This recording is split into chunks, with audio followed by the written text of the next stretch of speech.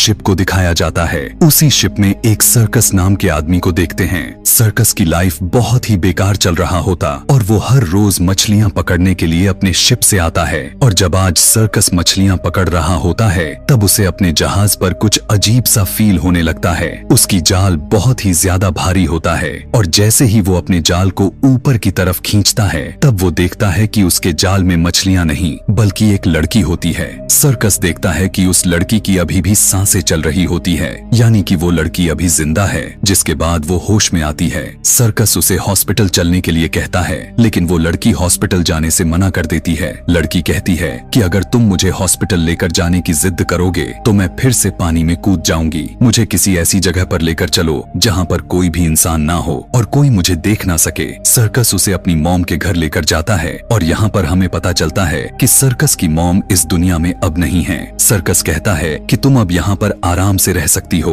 ये कहकर उसे अपना खाना देकर वहाँ से चला जाता है। जिसके बाद वो अपने वाइफ के घर आता है। दरअसल अब उसका डाइवोर्स हो चुका है। उसकी एक एनी नाम की बेटी भी होती है। एनी की किडनी खराब होने के कारण उसे डायलिसिस ट्रीटमेंट पर ही रहना पड़ता है और यही वजह होती है कि उसकी बॉडी में बहुत ज्यादा कमजोरी हो चुकी है। वो सही से चल नहीं पाती। सर्कस अपनी बेटी को लेकर हॉस्पिटल जाता है जहाँ पर एनी का डायलिसिस का इलाज होता है। डायलिसिस की समय में एनी अपने डैड से कहती है कि आप कोई मुझे एक कहानी सुनाओ। वो कहने लगता है कि एक समुद्र के किनारे एक मछुआरा रहा करता था, लेकिन एक दिन उसके जाल में बहुत ही खूबसूरत लड़की फंस जाती है। उसकी बेटी उससे पूछने लगती है कि क्या वो जलपरी थी। दरअसल वो एक किताबों में पढ़ा है, उसमें बताया गया है कि अगर जलपरी पानी से निकलकर धरती पर आ जाए तो वो 7 सालों तक जमीन पर ही रह सकती है। और सर्कस अपनी बेटी को कोई कहानी नहीं बल्कि आज जो उसके साथ घटना घटा था वही वो अपने बेटी को कहानी के रूप में बता रहा था। इसीलिए उसकी कहानी अधूरी होती है। वो अपनी बेटी को पूरा नहीं सुना पाता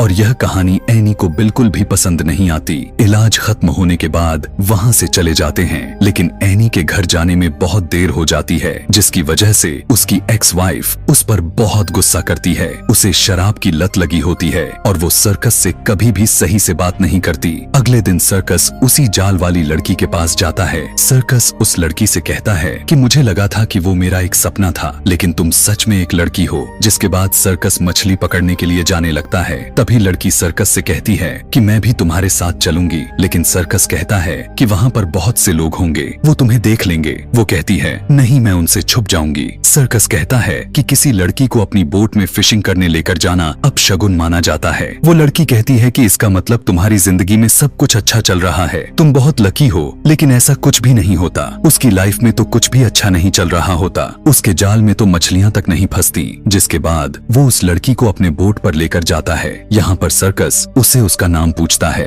दरअसल ये लड़की अपनी याददाश्त खोने का नाटक कर रही होती है, पर आज वो कहती है कि तुम मुझे ओनेडिन कहकर बुला सकते हो। जिसके बाद वो गाना गाने लगती है और उसके गाते ही सर्कस के जाल में बहुत ही मछलियां फंस जाती हैं, जिससे सर्कस काफी खुश हो जाता है। वो ओनेडिन से कहता है कि इन्हें बेचने के लिए तुम मेरे साथ चल सकती हो। इसका जो भी फायदा होगा उसमें से मैं कुछ तुम्हें भी दूंगा और तुम अब हमेशा शिप पर आ सकती हो। लेकिन ओनेडिन कहती है कि नहीं, मुझे किसी से भी नहीं मिलना है सिवाय तुम्हारे। और यहाँ पर ओनेडिन को अब पता होता है कि सर्कस एक अच्छा इंसान है। इसके बाद सर्कस मछलियों को लेकर मार्केट जाता है, जहाँ पर उसे उसकी काफी सारे पैसे मिलते हैं। उस पैसे से सर्कस ओनेडिन के लिए कपड़े खरीदता है। जिसके बाद वो अपनी बेटी के पास जाकर उस कहानी को आगे बढ़ाता है और उससे आगे बताता है कि वो लड़की जो फिशरमैन ने अपनी जाल में फंसी थी, वो उसे फिर से अपने साथ मछली पकड़ने लेकर जाता है। तो वो गाना गाती है और उसके गाने की आवाज से बहुत सारी मछलियां उसकी जाल में फंस जाती हैं।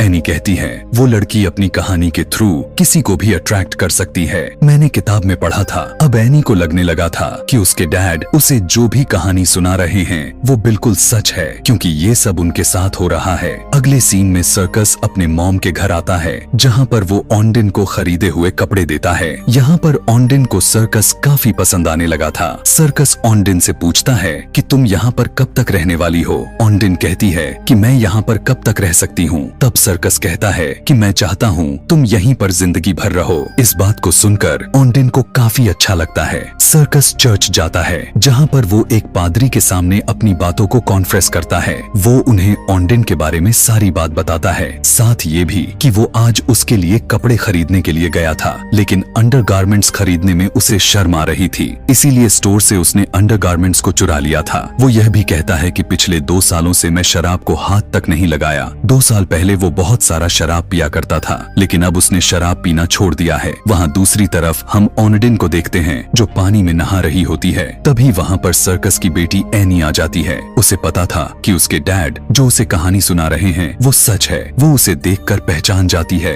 कि ये वही लड़की है। जिसके बाद एनी ओनेडिन से पूछती है कि क्या तुम सच में एक जलपरी हो? क्या तुम्हारे पास मैजिकल पावर्स हैं? क्या तुम मेरी बीमारी को ठीक कर सकती हो? वो उसकी हाथों को ध्यान से देखने लगती है। साथ ही वो उससे पूछती है कि क्या तुम अपने शूट को छुपा दिया है? क्योंकि मैंने किताब में पढ़ा है अगर जलपरी अपने शूट को छुपा दे तो वो 7 सालों तक जमीन पर रह सकती है। ओनेडिन उसकी बातों का कोई भी जवाब नहीं देती, बस उसकी बातों को सुनकर मुस्कुरा रही होती है। वहीं इसी टाउन में एक और आदमी को दिखाया जाता है जो ये आदमी ओनेडिन को ढूंढने के लिए आया है, लेकिन उसे नहीं पता होता कि ओनेडिन इस वक्त कहाँ पर है। सर्कस को भी ऐसा लग रहा होता कि हो सकता है कि कहीं न कहीं ओनेडिन जलपरी हो। अगले दिन वो फिर से ओनेडिन को अपने बोट पर मछलियां पकड़ने के लिए लेकर जाता है। यहाँ पर फिर से ओनेडिन उसी तरह से गाना गाने लगती है जैसे पिछली बार गाई थी, और आज एक बार फिर से उसके जाल में काफी सारे मछलियां फंस जाती हैं, जिससे वो बहुत खुश हो जाता है। यहाँ पर समुद्री गार्ड भी होते हैं जो उसके बोट को चेक करने के लिए आते हैं। यहाँ पर ओनेडिन उस गार्ड को देखकर छुप गई होती है क्योंकि दूसरे आदमियों के साथ नहीं जाना चाहती,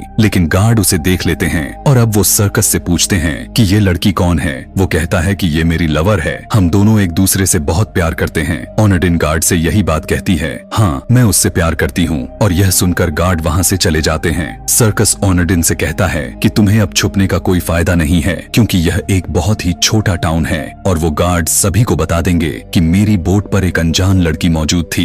जिसके बाद दोनों एक सिटी में जाते हैं। यहाँ के सभी लोग सिर्फ ओनेडिन को ही देख रहे होते हैं क्योंकि वो काफी सुंदर होती है। सर्कस भी उससे कहता है कि तुम सच में बहुत सुंदर हो। इस बात को सुनकर उसे बहुत अच्छा लगता है। आगे जब दोनों एनी से मिलते हैं तब एनी कहती है, मैं पहले भी ओनेडिन से मिल चुकी हूँ, और अब ओनेडिन और एनी की आपस में काफी अच्छी दोस्ती भी होने लगती है। ओनेडिन एनी से कहती है कि तुम स्विमिंग क्यों नहीं करती, जिस पर एनी उससे कहती है कि मुझे पानी से बहुत डर लगता है, लेकिन मैं अगर तुम्हारे साथ पानी में जाऊंगी तो शायद डर ना लगे। जिसके बाद उसे पानी में ले जाकर स्विमिंग सिखाती है कि तभी पानी ओनेडिन के पैर से कुछ टच होता है। दरअसल वो एक जाल होती है। वो उसे बाहर निकालकर देखने लगती है। उसे देखकर ऐसा लग रहा था कि ओनेडिन को उसी की तलाश थी। एनी को लगता है कि ये उसी की ड्रेस है जिसे छुपाने के बाद वो 7 सालों तक जमीन पर रहने वाली है। दरअसल एनी को पूरी तरह से यकीन होता है कि ओनेडिन एक जलपरी ही है। वो कहती है, तुम इसे जमीन में कहीं दफना दो, इसके बाद तुम 7 सालों तक यहाँ रह सकती हो। ये दोनों के दोनों जमीन में उस जाल को दफना देते हैं। ओनेडिन एनी से कहती है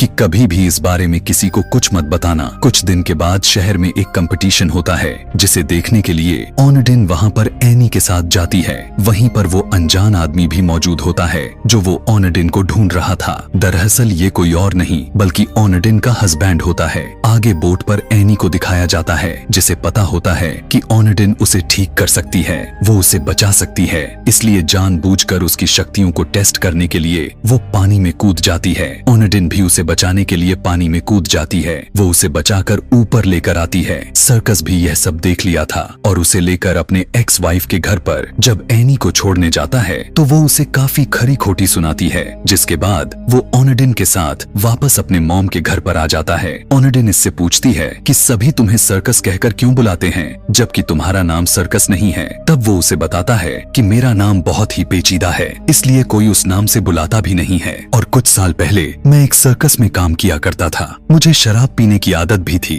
मेरी वाइफ भी शराब के नशे में धुत रहती थी। एक दिन मेरी बेटी की तबीयत बहुत ज्यादा खराब थी। मेरी वाइफ होश में नहीं थी क्योंकि उसने उस दिन बहुत ही ज्यादा शराब पी रखी थी और मैं भी नशे में धुत था। उसी दिन से मैंने फैसला कर लिया कि मैं आज के बाद मैं शराब नहीं पीऊंगा ताकि मैं अपनी बेटी की देखभाल कर सकूं। लेकिन मेरी बेटी की कस्टडी कभी भी नहीं मिली क्योंकि मेरे पास पैसे नहीं थे। मैं सिर्फ एक फिशरमैन हूँ। वो बहुत ज्यादा इमोशनल हो जाता है। ओनेडिन उसके पास आती है और ये दोनों इंटीमेट हो जाते हैं। अगले सीन में हम देखते हैं जो आदमी अपनी वाइफ यानी ओनेडिन को ढूंढ रहा होता है वो एक दिन सर्कस के पास पहुंच जाता है। वो सर्कस से ओनेडिन के बारे में पूछता है पर वो उसे ओनेडिन के बारे में कुछ भी नहीं बताता। लेकिन वो आदमी किसी भी तरह करके सर्कस के मॉम के घर पर पहुंच जाता है और जब ओनेडिन उसे वहां पर देखती है तो वो पीछे के रास्ते वहां से भाग जाती है कि तभी वहां पर सर्कस भी आता है। वो देखता है कि ओनेडिन घर पर नहीं नहीं है। वो उसे चारों तरफ ढूंढता है लेकिन ओनेडिन कहीं पर भी दिखाई नहीं देती, जिसके बाद वो नदी के किनारे पर जाता है जहाँ पर ओनेडिन बैठी हुई होती है। और अब ओनेडिन उससे कहती है कि मेरा हस्बैंड मुझे लेने के लिए आ चुका है, काश मैं यहाँ पर हमेशा तुम्हारे साथ रह सकती और काश मैं तुम्हारी बेटी को ठीक कर सकती। वो कहता है कि मैं चाहता हूँ कि तुम हमेशा यहीं मेरे पास रहो। वहीं दूसरी तरफ ओनेडिन की हस्बैंड को दिखाया जाता है जो वो गुस्से में ड्राइव कर रहा होता है कि तभी उसकी कार का एक्सीडेंट हो जाती है। दूसरी वाली कार सर्कस की एक्स वाइफ की होती है, उसके साथ एनी भी उसी गाड़ी में होती है। दरअसल सर्कस की वाइफ और उसके नए हस्बैंड ज्यादा नशे में होते हैं। एक्सीडेंट में एनी की नए डैड की मृत्यु हो जाती है, जबकि ओनेडिन का हस्बैंड और सर्कस की वाइफ बहुत ही बुरी तरह से इंजर्ड हो जाते हैं, जिसके बाद उन्हें हॉस्पिटल में एडमिट किया जाता है कि तभी वहां और सर्कस और ओनेडिन दोनों पहुंच जाते हैं। डॉक्टर उसे बताते हैं कि जो तुम्हारी एक्स वाइफ का हस्बैंड था उसकी मृत्यु हो चुकी है, वो एक डोनर था और उसकी किडनी तुम्हारी बेटी से मैच करती है। हम ऑपरेशन करके उस किडनी को ट्रांसप्लांट कर सकते हैं। अगले सीन में ओनेडिन का हस्बैंड उसके पास जाता है और कहता है कि हमें यहाँ से चलना चाहिए, पर ओनेडिन उसके साथ जाने से मना कर देती है। वो कहती है कि अब मैं यहीं पर रहूंगी। अगले दिन हम एक शिप पर देखते हैं जहाँ पर सर्कस की एक्स वाइफ अपने एक्स हस्बैंड की अस्थियां को पानी में बहा रही होती है। वो कहती है कि मैं अपने हस्बैंड की मौत से पूरी तरह से टूट चुकी हूँ। उसकी मौत का कारण मैं हूँ क्योंकि मैं ही शराब पीकर गाड़ी चला रही थी, मेरी वजह से एक्सीडेंट हुआ है। सर्कस की एक्स वाइफ उसे कहती है कि तुम एनी को अपने पास रख सकते हो, लेकिन मेरी एक शर्त है कि तुम ओनेडिन से दूर रहोगे। सर्कस को कुछ भी नहीं समझ में आ रहा था कि उसे क्या करना चाहिए, क्योंकि वो ओनेडिन से बहुत ही प्यार करता है, साथ ही वो अपने बेटी की केयर भी करना चाह रहा था। इसके बाद उसकी वाइफ उसे अपने साथ ड्रिंक करने के लिए कहती है। सर्कस इस बात को मना नहीं कर पाता। आज 2 सालों के बाद उसने फिर से ड्रिंक की है। ड्रिंक करने के बाद वो अपने मॉम के घर पर जाता है जहाँ पर ओनेडिन है। वो ओनेडिन को यहाँ से जाने को कहता है, लेकिन ओनेडिन जाने के लिए राजी नहीं थी, तो वो उसे जबरदस्ती एक आइलैंड पर लेकर जाता है। हालांकि वो ऐसा नहीं करना चाहता था और जब वो ऐसा करता है तब उसे काफी दुख भी हो रहा होता है, लेकिन शायद अब उसके पास कोई भी ऑप्शन नहीं रहा है। वो ओनेडिन को उस आइलैंड पर छोड़ देता है और वापस आ जाता है। रास्ते में वो एक पेड़ पर ही सो जाता है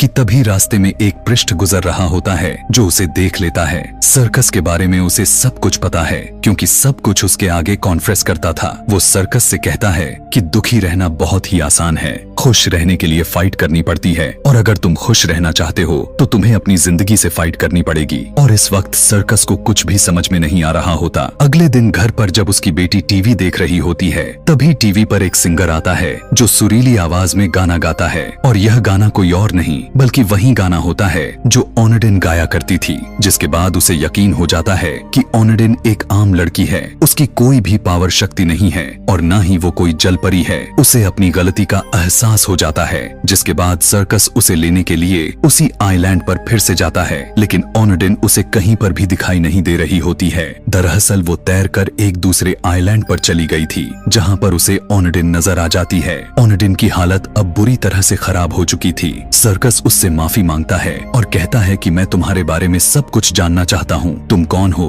और यहाँ पर कैसे आई। ओनेडिन यहाँ उसे बताती है कि मैं रोमानिया से हूँ, हालांकि मेरी शादी हो चुकी है, लेकिन मेरा जो हस्बैंड है वो मुझे बहुत ही बुरी तरह से ट्रीट करता है। वो नशे की चीजों को सप्लाई करने का काम करता है जिसमें उसने मुझे भी इन्वॉल्व किया था। और एक दिन जब हम समुद्र के रास्ते डिलीवरी देने के लिए जा रहे थे कि तभी हमें समुद्री पुलिस चारों तरफ से घेर लिया और मुझे और मेरे हस्बैंड को पकड़ने की कोशिश किया, जिसके बाद मेरे हस्बैंड ने वो नशीली वाली चीज को मुझे देकर पानी में उतार दिया और मैं लगातार स्विमिंग करती रही, लेकिन कुछ ही देर बाद मैं बेहोश हो गई और जब मुझे होश आया तब मैं तुम्हारे सामने थी क्योंकि मैं तुम्हारी जाल में फंस गई थी। सर्कस को ओनेडिन के लिए बहुत ही बुरा लगता है और उसे उस पर दया आ जाती है और अब वो तय करता है कि अब वो हमेशा ओनेडिन के साथ ही रहेगा। वो उसे अपने घर लेकर आता है, पर वहाँ पर पहले से ओनेडिन का हस्बैंड होता है जिसके साथ एक आदमी भी है। जिसके बाद ओनेडिन का हस्बैंड कहता है कि मुझे वो मेरा बैग चाहिए जो तुम साथ में लेकर गई थी जिसमें मेरे नशीले पदार्थ थे। वो कहती है ठीक है मैं तुम्हें दे दूंगी, लेकिन तुम्हें हमें छोड़ना होगा। दरअसल जो ओनेडिन को पानी में जाल मिला था उसके अंदर वही बैग था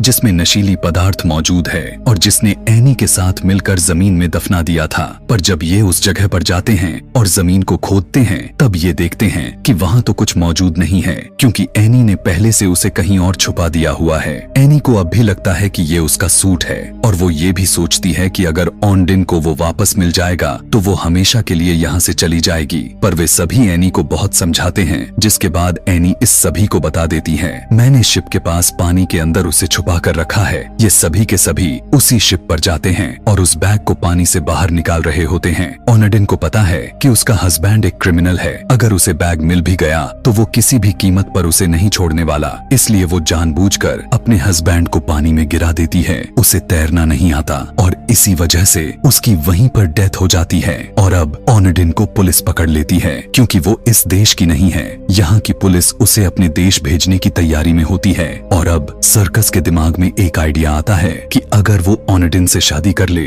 तो वो यहाँ की नागरिक बन जाएगी, जिसके बाद कोई उसे इस देश से नहीं निकाल सकता। और वो ऑनडिन से शादी कर लेता है और दोनों अपनी लाइफ में काफी ज्यादा खुश होते हैं। और इसी के साथ यह कहानी यहीं पर खत्म हो जाती है। Thanks for watching.